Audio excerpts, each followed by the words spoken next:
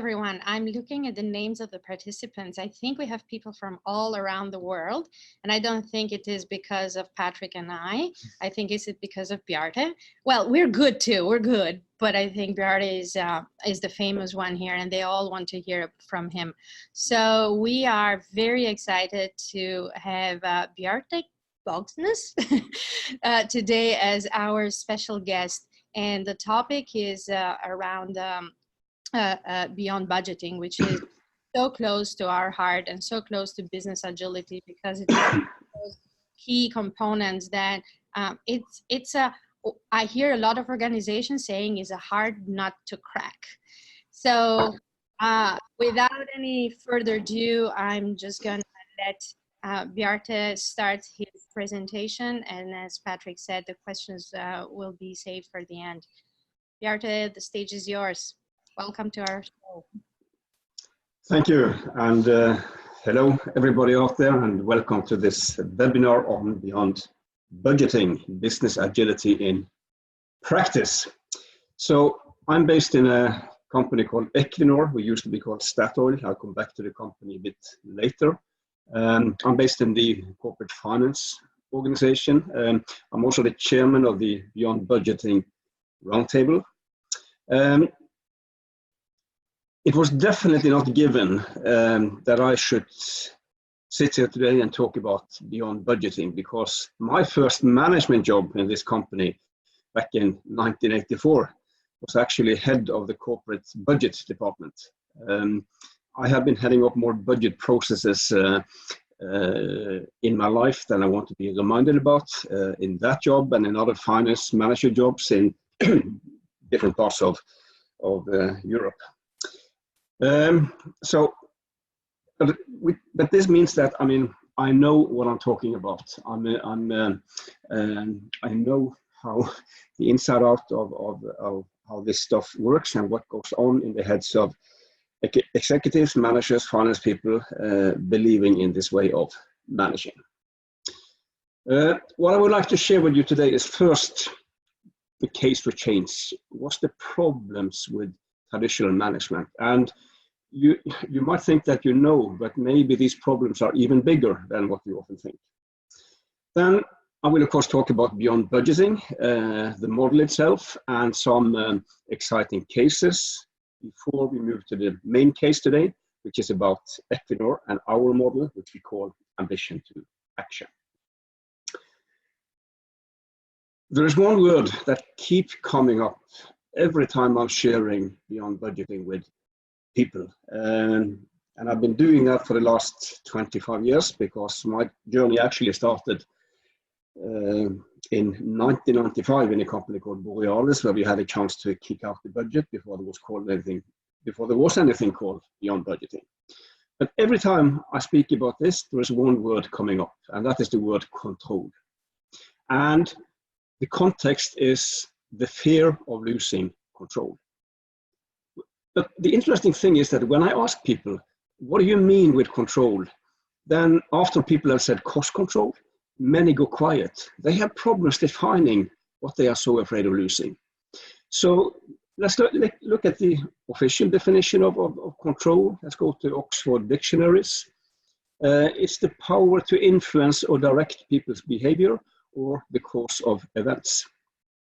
What does this mean in business terms? It means controlling people and controlling the future. And these are the two beliefs that underpins everything in traditional management. It is the belief that people can't be trusted, and it is the belief that the future is predictable. I think there is quite a lot of illusion of control into those beliefs. When it comes to people, of course, people can be managed, but if people are managed in stupid ways, they find a way around in order to get the job done. And when it comes to the future, the only thing we know is that we don't know. Many people out there agree with what I'm saying here, including some wise people that unfortunately are no longer with us. On people, Peter Drucker, most of what we call management is about making it difficult for people to do their job. And I couldn't agree more. Sometimes that is the problem. We are actually managing too much. When it comes to the future, there was a guy called Russell Eckhoff, another wise person, who compared a lot of corporate planning with a ritual rain dance. And he said that it has no effect on the weather, but those who engage in it think it does. And I understand what he's talking about here. I have done a lot of dancing in my life. I'm not sure it really had an impact on the performance of the organization. So much for wise people. Imagine an organization that 100 years ago invented a fantastic machine, state of the art and key for the success of this organization. 50 years ago, this machine started to make some trouble. And today, this machine is completely broken, kaput. It looked like this. You will all understand that this cannot be a true story. I mean, in real life, this would not have happened. In real life, people would have gotten together 50 years ago and done something with it. Maybe try to fix it, or even better, try to invent a new machine. Because innovation is something we all like. We all, and not just like, we love it. We want to be leading edge. We want to be unique, right there in the forefront, better than everybody else. But that enthusiasm for technology, for innovation, seems to be limited to technology innovation, maybe product and services innovation. But there is also something called management innovation that we will talk about today. And that is not great. That is scary. Kicking out the budget? Are you crazy? The consequence of this is that it's very crowded on the left-hand side here. Everybody is into that kind of innovation. Management innovation, on the other hand, that is not yet a crowded place because it's scary. But that is good news for brave companies who dare to explore and embrace also this kind of innovation, because you can get just as much performance, competitive advantage out of management innovation as you can from technology and product innovation. So it's all about performance. That was the only reason we embarked on the journeys in the two companies I've been involved, Borealis and Equinor. Upfront, we believed it would be good for performance. Afterwards, we learned that it was good for performance. So I will talk a lot more about that word. But before that, it is actually called beyond budgeting. It has something to do with budgets, and it has something to do with budget problems. So let's take a look at these problems before we move on. I've got a budget problem list I'd like to share with you. It's quite a long list. Budgeting is a very time-consuming process, making budgets, following up budgets. I did a session with a big car producer some time ago. And you know when their budgeting process started? In March. You know when it was finished? In March. Maybe that's why they call it the annual budget. Assumptions quickly outdated is something many complain about.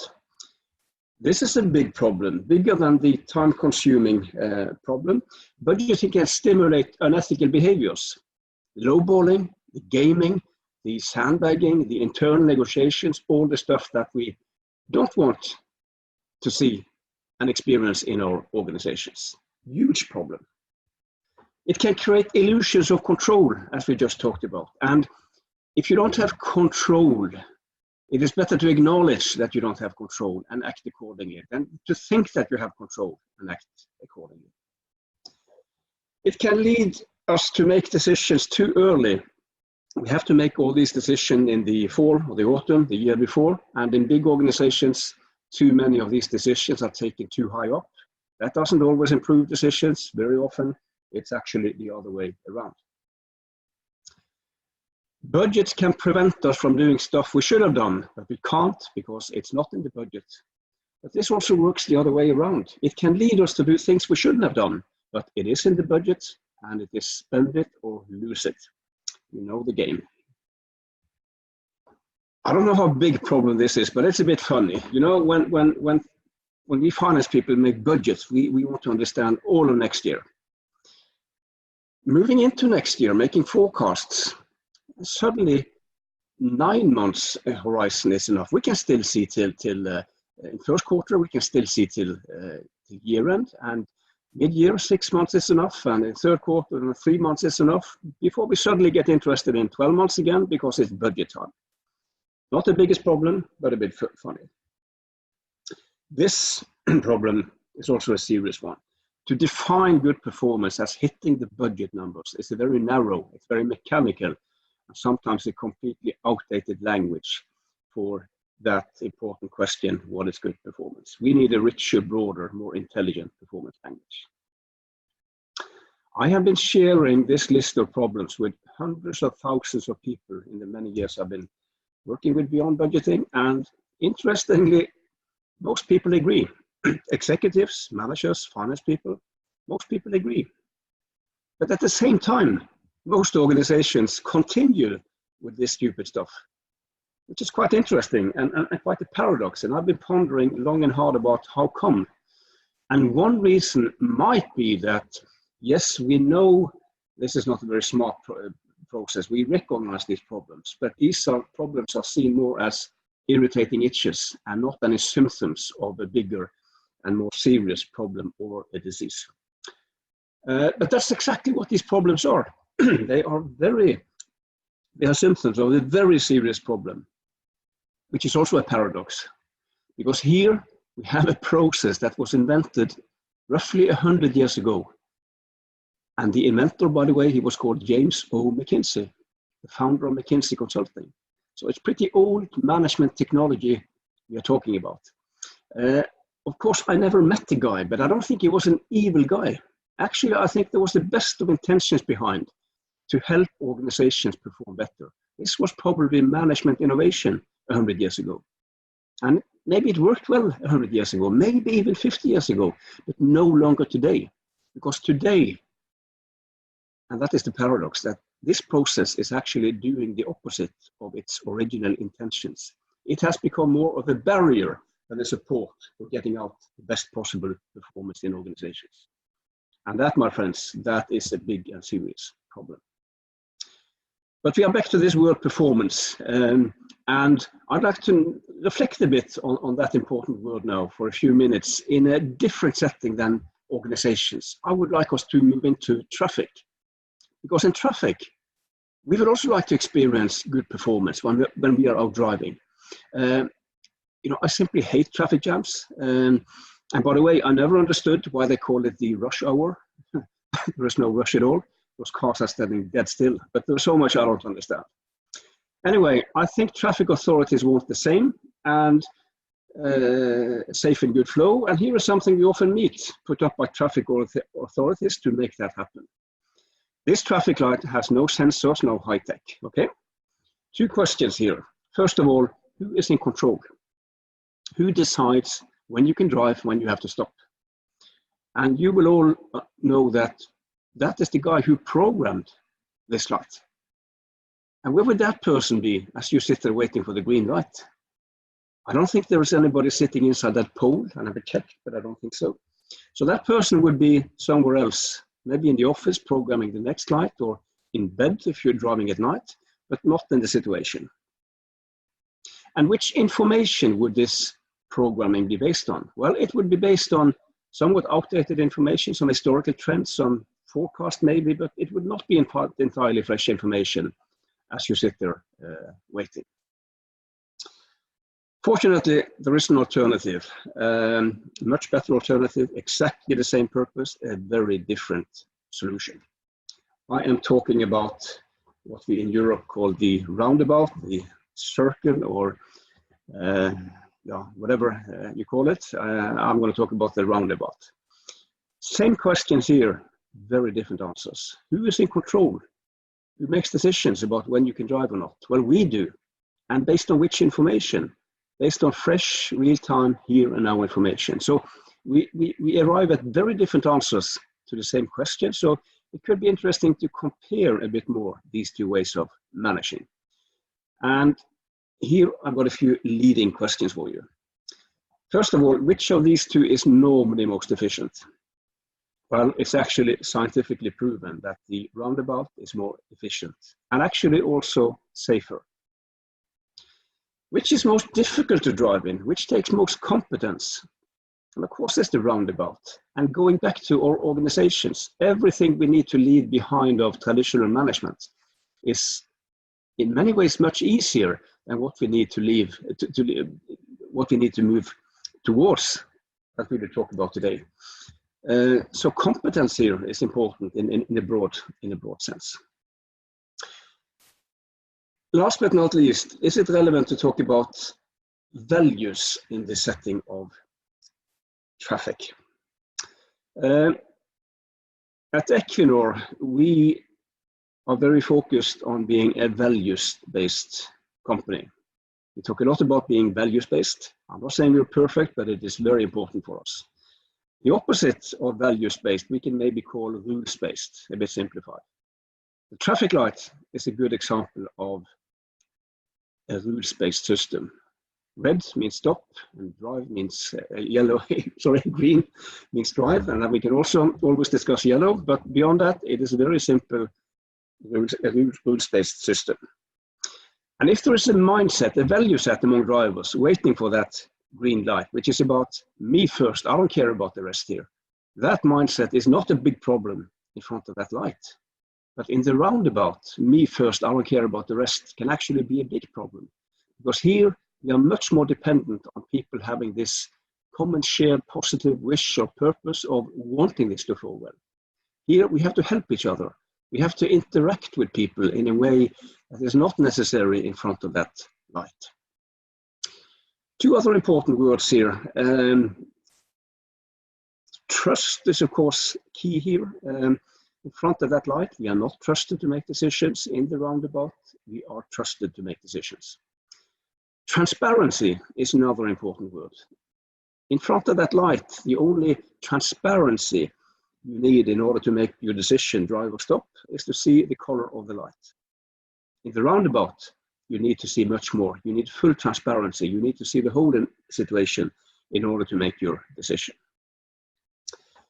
There's one other difference between these two models. Ahead of that light, you can sit and doze off and listen to the radio and let your mind wander as you're waiting for green light. In the roundabout, you need to be on. You need to be present.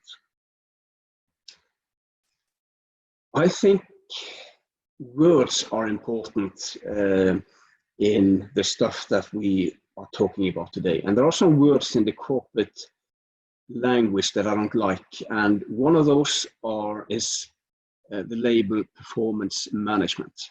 Two reasons for that. First of all, I find it quite negative. If we don't manage your performance, there will be no performance. That's actually what we are saying. I also think there is quite some illusion of control into it. I think our ability to manage performance in today's people and business realities is actually somewhat limited compared to what many like to think. But it is a label that fits very well when we talk about the traffic light here. That is exactly what the traffic authorities are doing. They are managing performance very directly. In the roundabout, it is actually about something else. In the roundabout, it is more about creating conditions for great performance to take place. It is about enabling performance and not managing performance. And this is more than playing with words. These are two very different ways of addressing that important question. How do we get the best possible performance in our organizations? I think that if we want things to happen, very often we need to start new words instead of trying to put new behind old words. So we are going to let's move back to organizations. And the roundabout is a more self-regulating way of managing. And self-regulation is another important word here. And in today's people and business realities, organizations need more self-regulating management models for at least two reasons.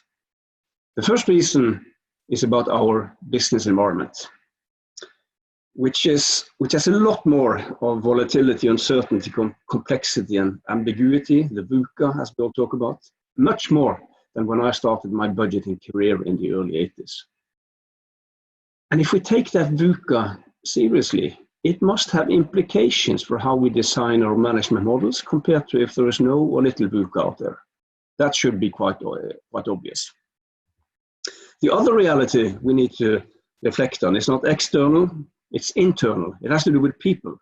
It has to do with asking ourselves a simple but important question: what kind of people do we generally believe that we have in our organization? And one set of labels for that important question was developed by Douglas McGregor back in 1960 in a great book called The Human Side of Enterprise.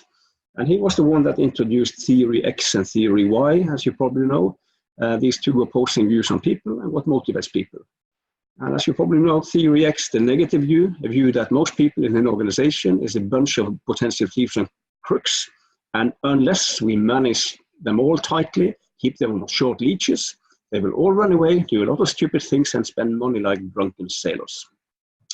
Well, if you read a book, then you will notice that McGregor was a bit more polite and academic, but I think that's what he meant. Then you have theory Y, a much more positive view on people, a view that most people actually want to do a good job. They want to perform. They want to be involved. They want to be listened to. They want to be heard, and they want to be treated as adults. And we don't need to agree so far on where our sympathy lies, X or Y, even if I have a certain hope here. But it should be very easy to agree that if we mainly believe in theory X, then our management model should look very differently compared to if we mainly believe in theory Y. If we combine these two realities that we need to reflect on, then it could look like this. You recognize the two dimensions, and I would argue that traditional management lies in that lower left-hand corner with a conscious or unconscious view that the world is still a plannable, predictable, stable place, and that most people is on the X side.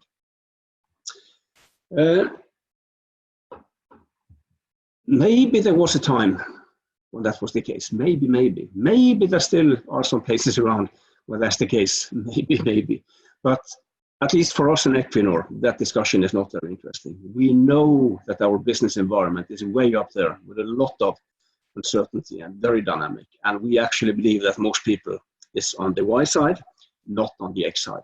If that isn't the case, we have done an awful bad job on recruitment, but we haven't. And if we did a good job on recruitment and people became theory X after they joined us, well, that would also be something to reflect on. But fortunately, that's not the case. Still, every time I'm talking about X and Y, I have to admit that there are a few names and faces popping up in my head. And these guys are in there right now. And those names, those faces, belongs to colleagues of mine that I'm not saying they are crooks, but maybe I would put them somewhere closer to the X side than the Y side. And maybe there are some names and faces popping up in your heads as well, because maybe these people exist in all organizations. Even if X is, or X and Y is something, that's how we characterize other people. You know, if you yourself are asked, are you X and Y? I never heard anybody say I'm X, but that's a different story. We might still have a few of them. Anyway,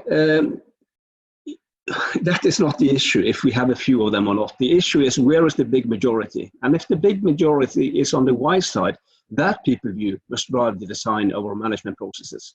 Then we need to find other ways of dealing with these guys on the X side. This is just like in a free society. We are not putting everybody in jail because we have some criminals among us, right? We are all free citizens within certain boundaries.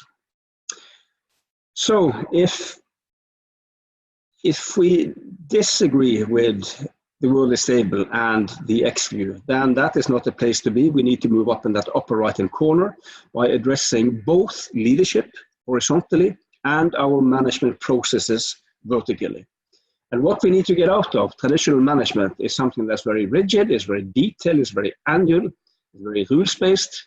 There's a lot of micromanagement, centralized command and control. There's a lot of secrecy, and a strong belief in sticks and carrots as ways to drive performance. Again, maybe there was a time where this was the right thing to do, but I hope that the reason that you are listening to this is that you know that this doesn't work anymore. So what do we need to do? On the leadership side, we need to be more values-based than rules-based. This doesn't mean that we shouldn't have any rules. It simply means that the stronger we are on the value side, the less rules you often need. We need more autonomy. In this VUCA world, there isn't always time to run 9 floors up to get that decision, because then it can be too late. And with these people on board, very often they can make wise decisions themselves. We need more transparency, and this is good news for all the scared managers I've met over the years, afraid of leaving that rather comfortable corner because they are afraid of losing control. The good news here is that transparency can be quite an effective control mechanism. There is a reason why at these traditional thieves and crooks, they prefer to operate at night, because then it's dark, there's no transparency. And some of you might have heard this nice little story from Roche, the Swiss pharmaceutical giant. They are quite traditionally managed, even if they are starting on a journey now. But a few years ago, they did a very interesting experiment around travel cost. In a pilot, they kicked out the travel budget, travel rules and regulations, and replaced it with full transparency. So, with a few small exceptions, everybody could see everything. If you traveled, to where, did you fly, sleep, eat, cheap or expensive, open for your colleagues to see. And guess what happened with travel cost in that pilot? Came down through a very simple self-regulating control mechanism. They were tearing out pages in the rules book instead of doing the opposite. I will, however, add here that transparency, it is very powerful. It has to be applied with wisdom. If it becomes naming and shaming, it doesn't work. And we should always position it more from a learning perspective than from a control perspective. How can we learn from each other if everything is secret? Last but not least, internal or intrinsic motivation as opposed to external or extrinsic motivation. And the most common way of motivating people externally in business is individual bonus. And I can't think of any area where there's a bigger gap between what research is telling us and what business is practicing. And this research is pretty clear, and I'm sure you've heard it, but let's still take a short recap. What research is telling us is that individual bonus can work if 3 conditions are in place. If there's little motivation in the job itself, if it's easy to count and measure, and if quantity is more important than quality. So for chasing rats, picking fruit, maybe some simple sales work, maybe it works. But, says research, when we are moving into more knowledge work, where things are more complex, where team is more dominating, then there are 3-4 other things that are more powerful than money in order to motivate. We're talking about mastery, autonomy, purpose, and belonging. And what do these things have in common beyond the fact that they all come for free? It's about leadership. It takes more leadership to motivate people through mastery, autonomy, purpose, and belonging than to dangle beg money in front of people's nose and say, do this and get that. All right. As for Equinor, we have always tried to be a people-oriented, values-based organization. And again, I'm not saying we are perfect, but it is important for us. Our problem was that as we were growing, we were adding on more and more management processes that had a different message. And it doesn't help to have these theory Y leadership visions if you have theory X management processes, which is the case in a lot of organizations, creating poisonous gaps between what we preach and what we practice. So what we have done or tried to do in these management processes is to change them to better reflect what we say and believe about people, while at the same time try to make these management processes more robust against all the volatility, uncertainty, complexity, and ambiguity out there. So what does that mean in practice? Here are a few examples. This is where the budget is coming in. Very often you have to do something with a traditional detailed annual budget because it represents so much of what we see in that lower left-hand corner. More specifically, when we are setting goals, ambitions, targets, we need to think more like in football or soccer. No soccer or football team would say that our most important ambition for next season is to score 39 goals and get 42 points. Those are budget goals. They don't think like that. They think in terms of comparing themselves with others, using league tables, as we say in Europe, rankings. how are we doing compared to others? And sometimes that can be relevant also for organizations when it comes to how a company is defining their performance. Furthermore, we need more dynamics into these processes. Why should everything circulate around the fiscal year, typically January to December? From a pure business point of view, that cycle is very often a completely artificial construct. So we need more event-driven, more business-driven rhythms, less calendar-driven rhythms. And last but not least, performance evaluation can never be about comparing two numbers, actual versus budget, and then conclude. We need a richer, broader language for that important question. What is good performance? And this, my friends, was a crash course in beyond budgeting or business agility, as I have called it here. It is this simple and this difficult. We talk about addressing both leadership and management processes in a coherent, consistent way in order to become more adaptive and more human. Not necessarily as a goal in itself, but this is what it takes to survive, to perform, or to outperform in today's and tomorrow's business realities. A number of organizations are today on this journey in some form or shape. And I could have talked for hours here about fantastic management innovation taking place. We don't have the time, so just a few quick examples. If we start in the upper left-hand corner, you see a company called Miles. That is a Norwegian IT company with business in the Baltics, in South Africa, and in India, in addition to Norway. Miles have no budgets, no targets, just a lot of great performance. Growing fast, growth was never a target, it's the consequence of doing well. Their most important process is recruitment. They have a very simple philosophy. If we get the right people on board, the rest follows. So when Miles recruit, they never take less than 10 references. And when management interviews, the whole interview is about the candidate's values, beliefs, and attitudes. They don't talk IT at all. They leave testing of IT skills to employees already on board. They can check for that. And by the way, if they say no, it's a no. Doesn't matter what management is. In Miles, you can buy whatever PC you want, as expensive as you want, replace it as often as you want. There's no PC budgets. You can attend whatever conference, course, seminar you want, as often as you want, wherever in the world. There's no training budgets, no travel budgets. But it's not an anarchy. They have a very simple control mechanism. When you have bought that PC, when you have returned from that training, you have to post on the intranet what you did and the cost of it. So transparency is their only control mechanism. They are very happy with it. Their only small concern is, could it be too effective? The veteran, the pioneer in the beyond budgeting movement is a bank. You find it at the top of the slide in the middle. It's a Swedish bank called Handelsbanken. 850 branches in the Nordic countries and some other European countries. This has long been the fastest growing bank in the UK. This bank started out already in 1970, and the bank has no budgets, no targets, no individual bonus, just a lot of great performance. A lot of autonomy, a lot of transparency, and I don't have time to go into detail into how this bank is operating, but it is a fascinating story. Also because the bank has been doing so well over all these years.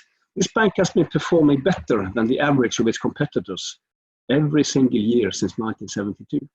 It's among the most cost-effective universal banks in Europe, and the bank has never needed any bailout from authorities because they messed it up. It can't be a coincidence. Radically different management model for most banks and great performance.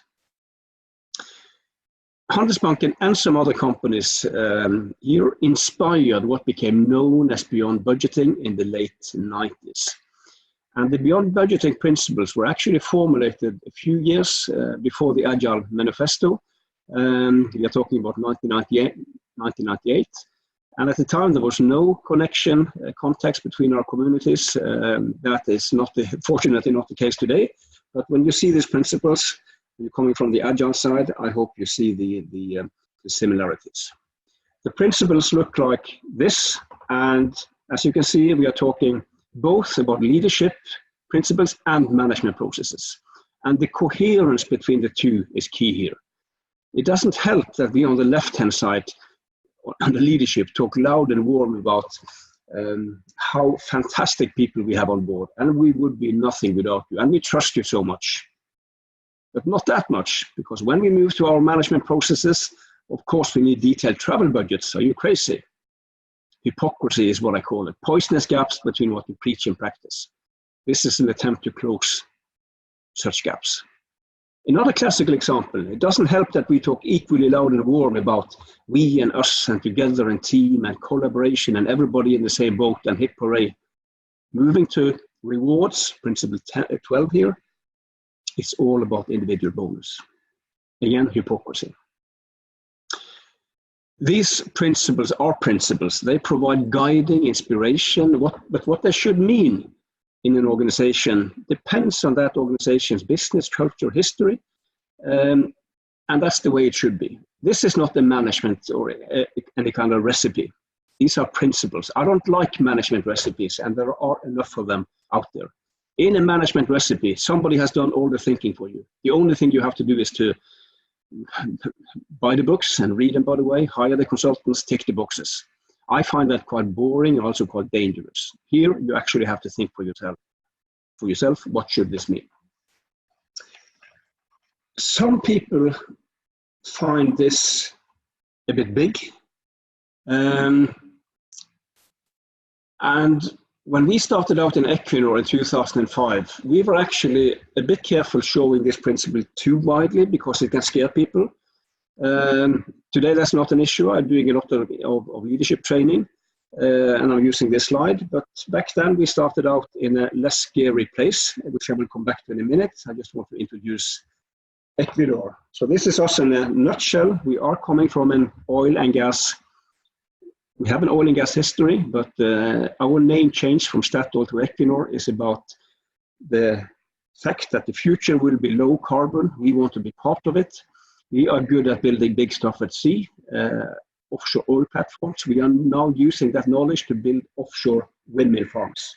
We have built the first offshore windmill farm, floating offshore windmill farm outside of Scotland. When they are floating, you have much bigger areas available.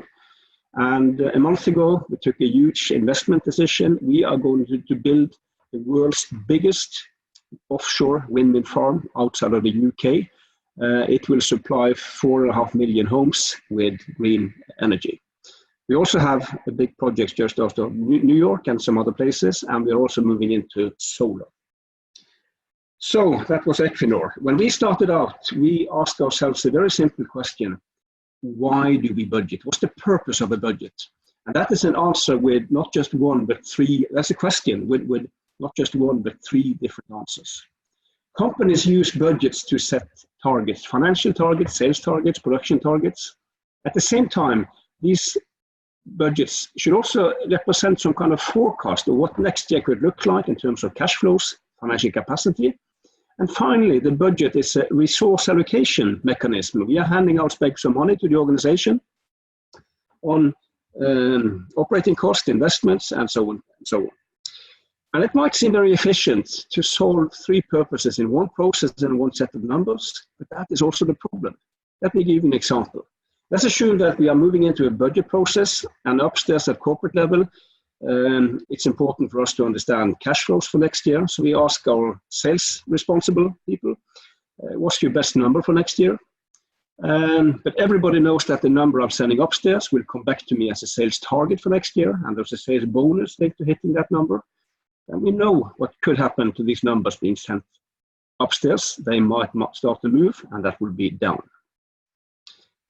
Upstairs, when we added up these numbers, we thought the total was a bit low, but we are busy, it's budget time, so we have to move to the cost side, investments. We asked the same people, other people, what's your best number on cost and investments for next year? But everybody remembers what happened last year when those numbers were cut with 30%. And that memory might also do something with what happens to those numbers. They might start to move in the other direction. And we might smile a bit about this behavior, but it's actually problematic, not just because it destroys the quality of numbers, but also because it introduces behaviors that is borderline unethical. And that is a big problem. Fortunately, there's a very simple solution. In Beyond Budgeting, we recommend that you can still do all of these three things. But if you do it, you should do it in three separate processes, because these are different things. A target is an aspiration. It is what we want to happen. A forecast is an expectation. It's what we think will happen, whether we like what we see or not. Brutally honest, expected outcome. And resource allocation is about optimizing scarce resources in order to get where we want to be. And the beauty here is that once you've separated, you can start to improve each of these in ways not possible when it was all bundled in one process, one number on the left-hand side. How can we operate with targets that inspire and stretch people and that are more VUCA-robust? How can we have a lean, simple, unbiased forecasting process where we've taken out the politics and where we don't have a million details? This is forecasting, looking at the future, there's uncertainty.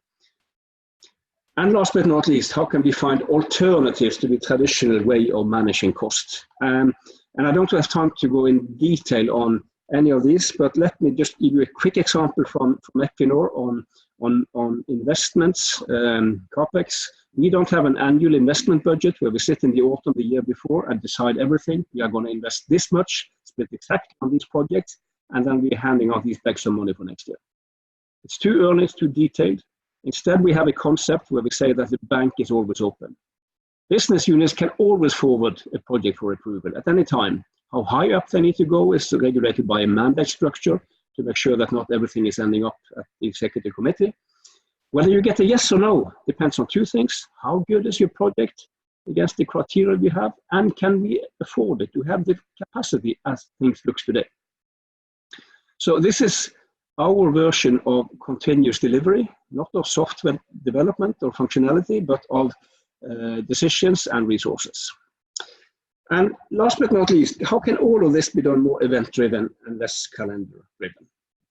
This is an important slide because those saying that it's impossible to operate with it without a budget, well, actually here, we are still doing what that budget tried to do for us, but because we have separated, we can do each of the three in much better ways. I mean, how scary is that? Just a short reflection on targets before we move on here. Let's never forget, because some organizations here actually continue from improving how they set target to skip target setting. And that is also a very interesting discussion, because we must never forget that the target is not the target. What we really want is the best possible performance given the circumstances. And setting targets is one way of achieving this. It's not the only way, and it's not always the best way. It can actually be quite problematic, and there was a guy who understood that. You might have heard about Goodhart's law. When a measure becomes a target, it ceases to be a good measure. Something happens when things are target set. All right, let's use the last part of this webinar on the ambition to action model in Equinor. So how are we trying to run all of this? Ambition to action, three purposes: translating strategy, and we also just integrated risk management into this. It's also about securing this agility I've been talking about, room to act and perform. And last but not least, to activate what we say and write and speak about when it comes to values and leadership principles. The process has some steps where some people say that, well, we have something similar, and that could be, but the way we do this is probably different from how most organizations are doing it. It starts with strategy that we translate into what we call strategic objectives. What does success look like on a medium-term time horizon? Then it's time for risks. What kind of risks can jeopardize us or hindering us in achieving these objectives? And what other risks do we have in our business? Then it's time for actions. What kind of actions do we need to achieve these or move towards these objectives or mitigate risk? And very often it's one and the same thing. So now it's one process, one system. Then it's time for measurement, measuring that we are moving towards those objectives.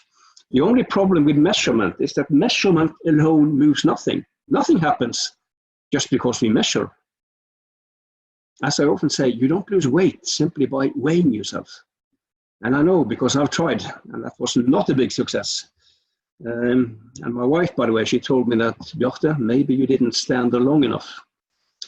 Anyway, that would have been one kind of action, but the point is that nothing happens unless we do something. That's why it's called ambition to action. Last but not least, what does all of this mean for you and me and the teams we are in? So here we are right into the HR process. And here are here's an example of activating a key principle at Equinor, which says that at Equinor, the way we deliver is as important as what we deliver. And when we talk about the way we deliver, we are talking about the values in the organization. And the weighting between the two, the what and the how, is 50-50 in our consequences for your career and for your pay. This is an integrated performance process running seamlessly from strategy via risk, finance into HR. We have worked very closely together to make this hang together. Before I leave this slide, I just want to tell you why we called them these indicators and not KPIs. The simple reason is that the I in KPI stand for indicators. They are indicating that we are moving towards these objectives, but they are not necessarily telling the full truth. They are not called KPTs, key performance truths. They are called key performance indicators, and we must never forget.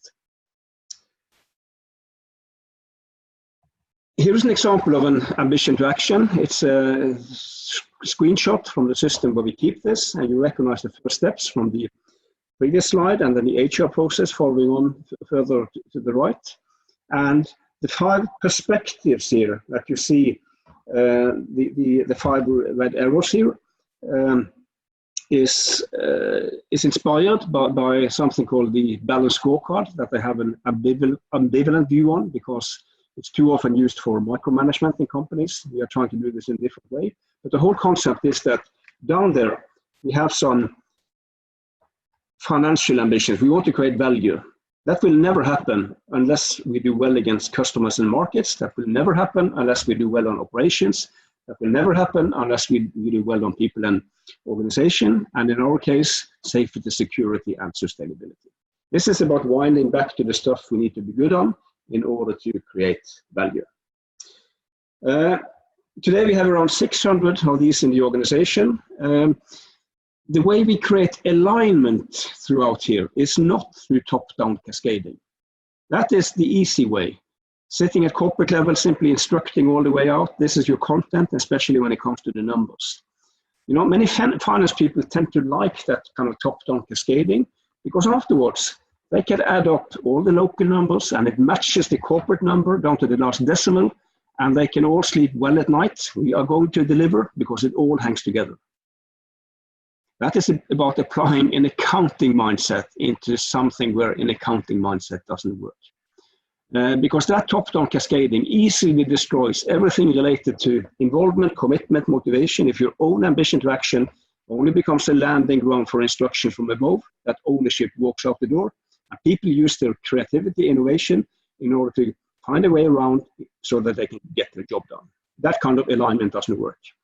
At the same time, we need alignment. We create that through what we call translation, which means that when the team out there shall make their own ambition to action, they would look around, one level up, further up, maybe all the way to corporate, left and right if they have business relations that way. And then the team, the unit, would have a deep and good discussion. What does our ambition to action need to look like to support those we have a relationship to? When it comes to ambition, when it comes to direction. If such a translation should go wrong, then of course the level above should do what they are paid for, but it's not the problem. And the reason is, again, transparency.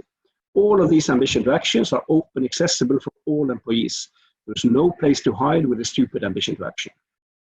There might be some share sensitive, confidential information that we have to hide, but that is something people understand. Also, it's not mandatory to have an ambition to action. If it's mandatory, it's easily seen as a part of the corporate control system. We want people to think about ambition to action as something they have in order to help them to manage their own business. When it comes to rhythm, we don't have an annual process here. These teams, these units can in principle change whatever they want on their own ambition to action when there is a need for it. They can change anything, including targets, if these targets have lost their meaning, impossible to achieve, or piece of cake. But it's not an anarchy. We have a very simple control mechanism. If you want to make a big change, you still need to talk to someone, one level up.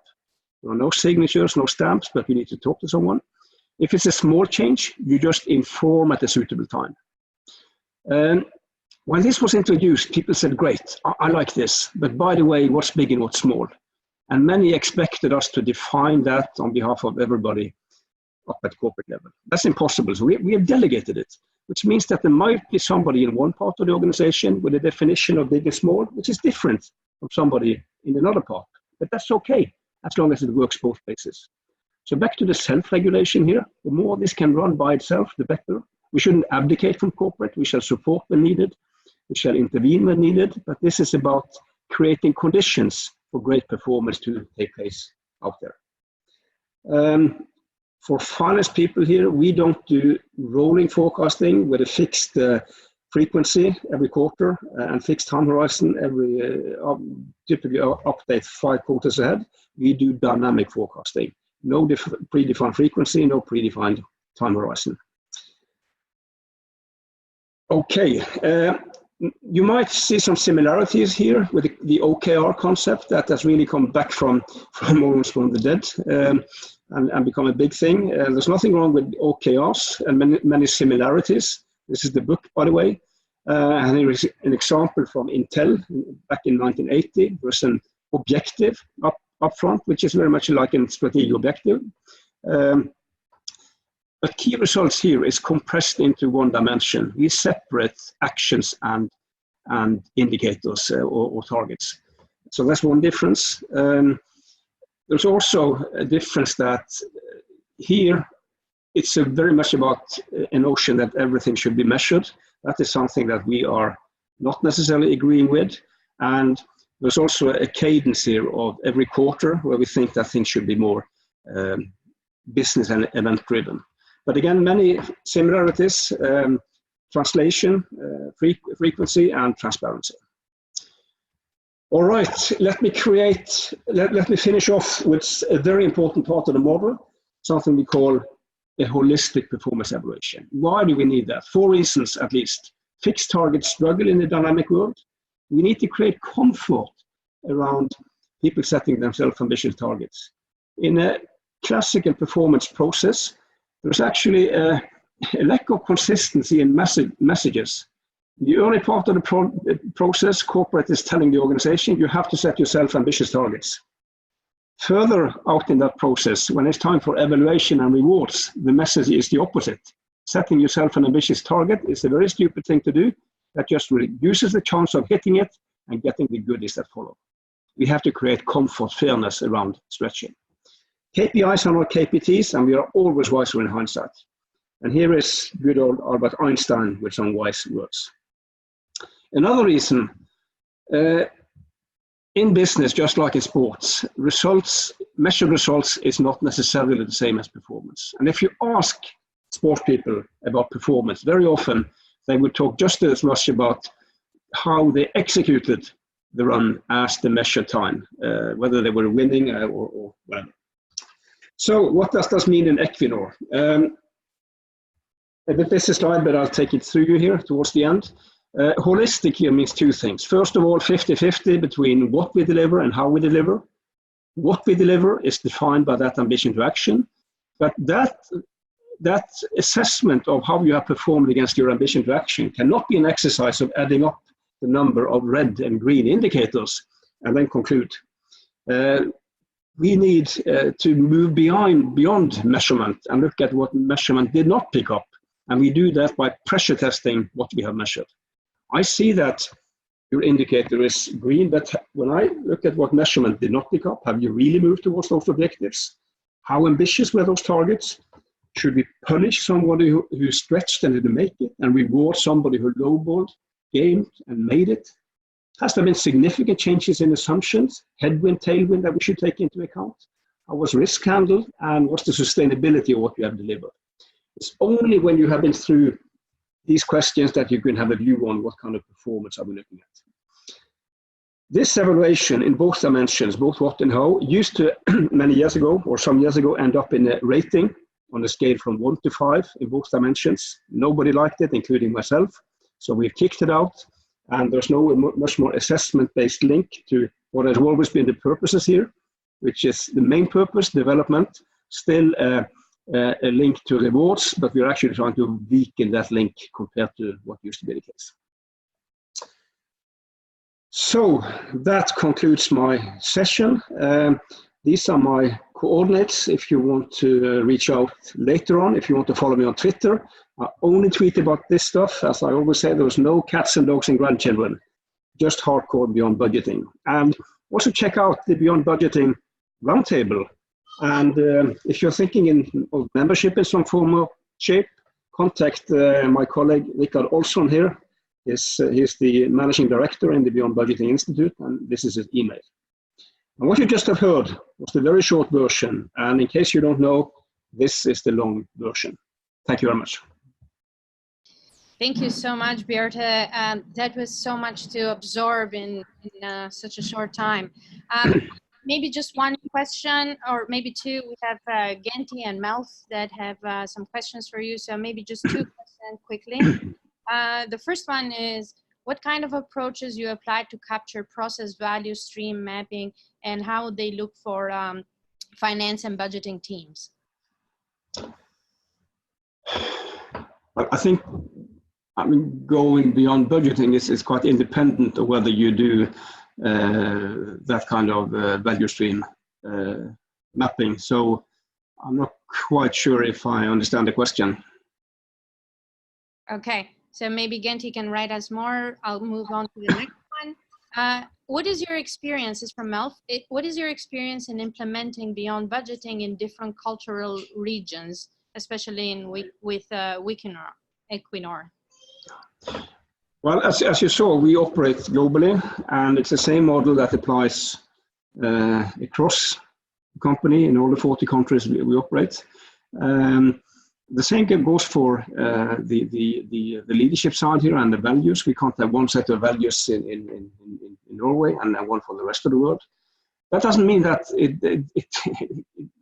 it isn't sometimes difficult or challenging, but if it in some areas is more challenging, then we simply need to roll up the sleeves and work even harder on this.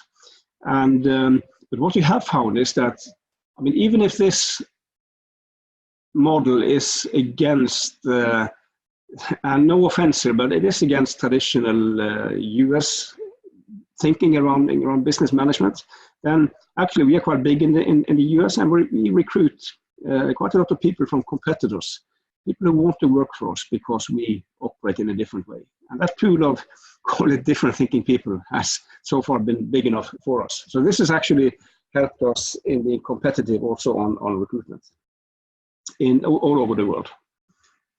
Great. We don't have more time for questions but just like Bjarte has put here, you can contact him or on Twitter. He always answers. I know this from personal experience. And I'm going to close here and thank you. Could I also add on that? If you want sessions on this in your own organization, it is something that we are trying to do if the calendar allows. So again, just take contact and yeah, we'll take it from there. Yeah, Bjarte, there's one question tactically is people asking whether the PowerPoint will be available, or you're going to put on a slide share or something like that. If you guys can share them, that's fine with me. Absolutely. Okay. Thank you. So on behalf of Business Agility Toronto Group, Patrick Lee and Ardita Karai here have been your hosts.